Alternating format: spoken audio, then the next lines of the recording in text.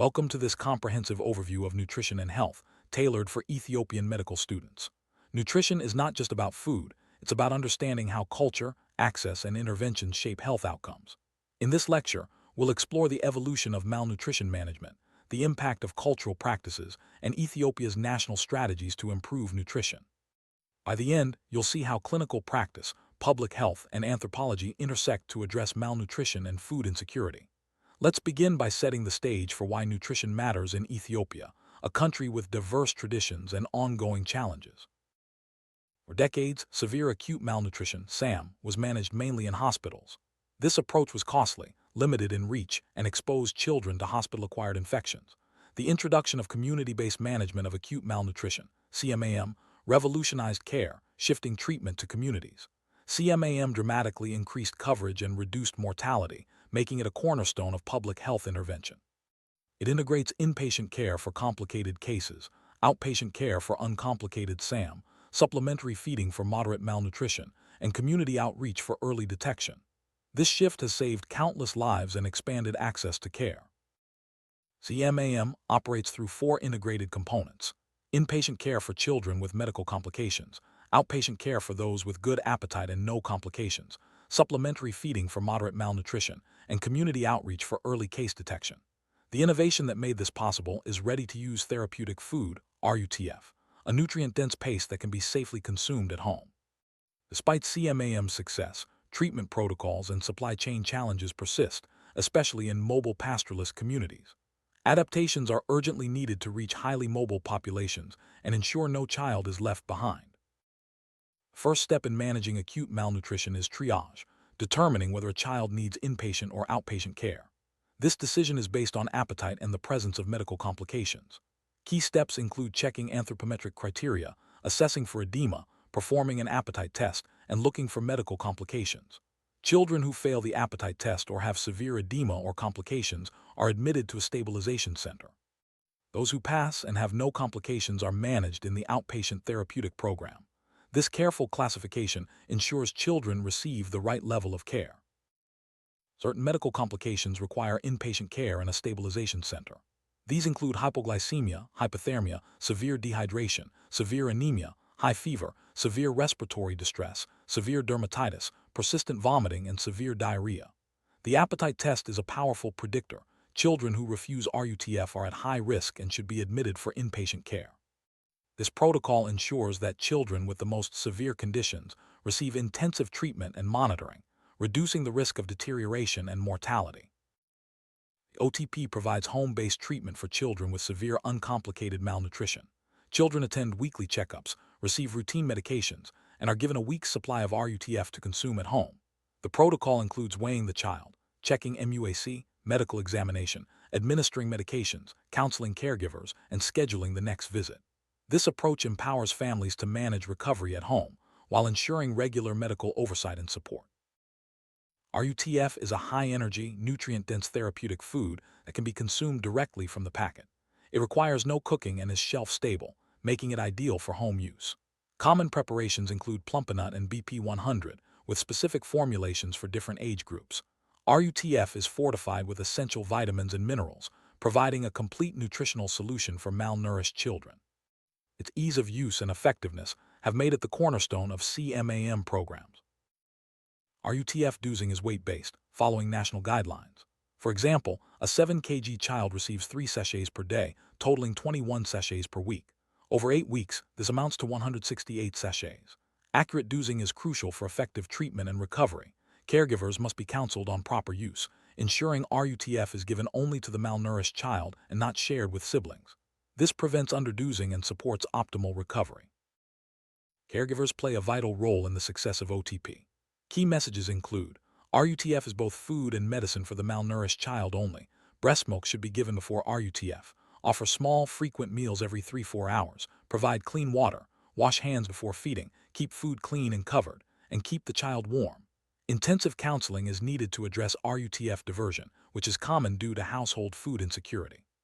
Community sensitization and food security support are essential. All children admitted to OTP receive routine medications to support rapid recovery.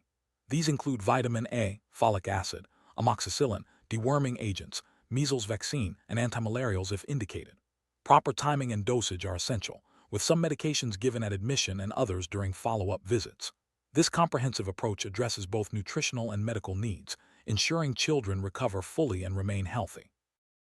Children with complicated SAM are managed in stabilization centers using the WHO 10-step protocol.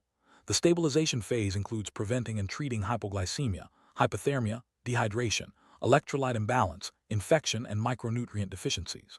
Cautious feeding with therapeutic milk is started, followed by rehabilitation with catch-up growth, sensory stimulation, and discharge planning. Fluid management is critical. Standard IV fluids are avoided unless in shock, and specialized solutions are used to prevent cardiac failure. Children with moderate acute malnutrition are managed through targeted supplementary feeding programs. They receive ready-to-use supplementary food or fortified blended flours, bi-weekly or monthly follow-up, routine deworming, micronutrient supplementation, and nutrition education for caregivers. These interventions help prevent progression to severe malnutrition and support recovery in vulnerable populations. Secota Declaration is Ethiopia's flagship commitment to end stunting in children under 2 by 2030. Launched in 2015, it involves 9 sector ministries and operates in 3 phases: innovation, expansion, and scale-up.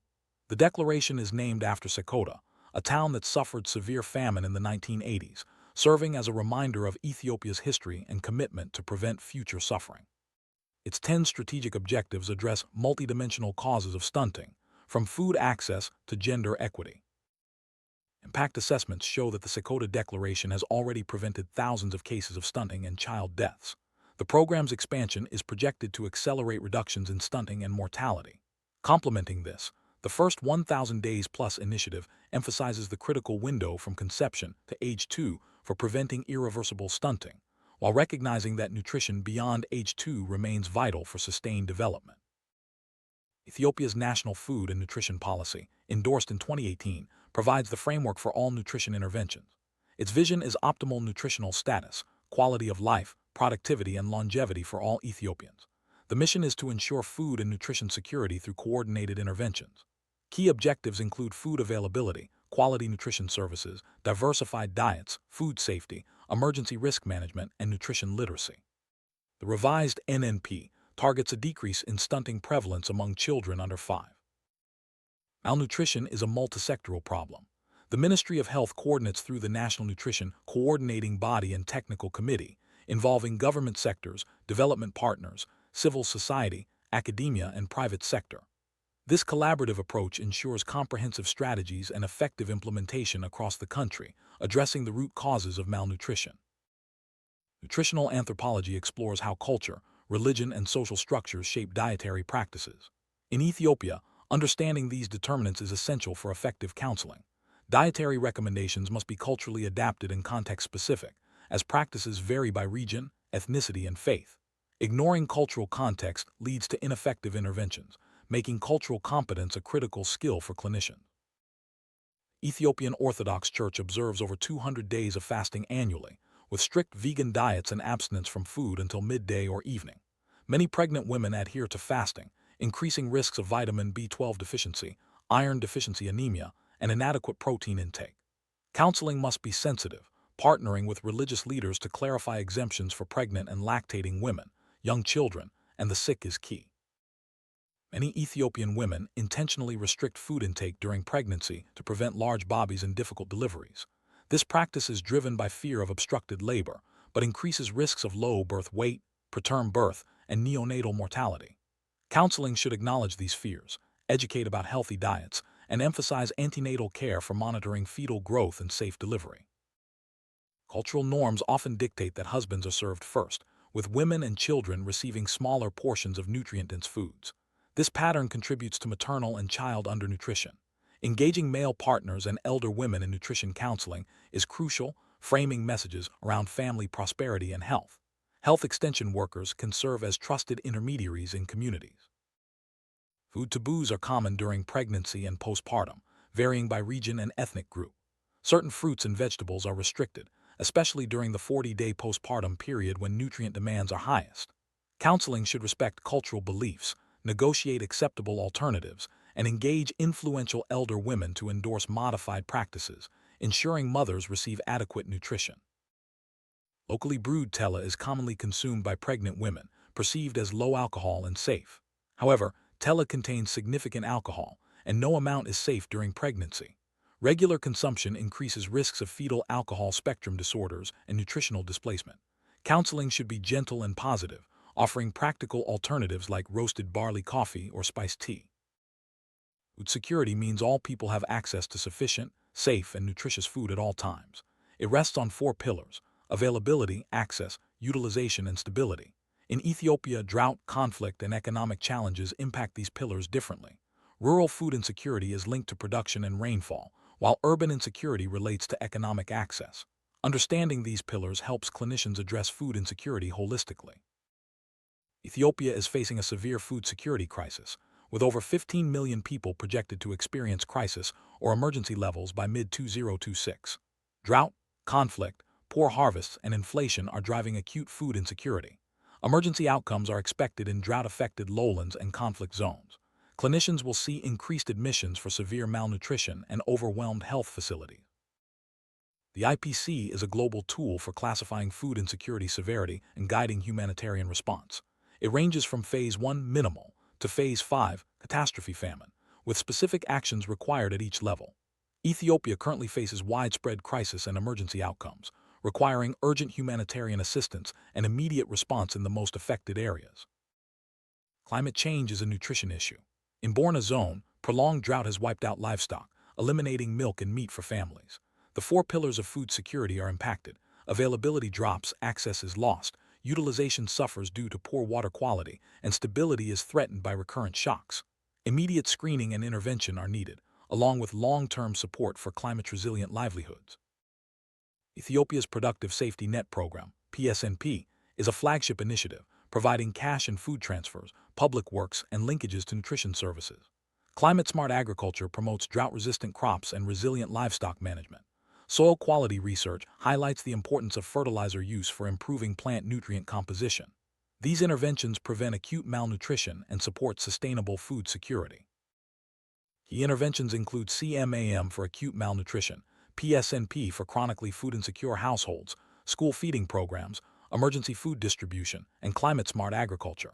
Each targets specific populations and mechanisms, linking directly to improved nutrition and health outcomes.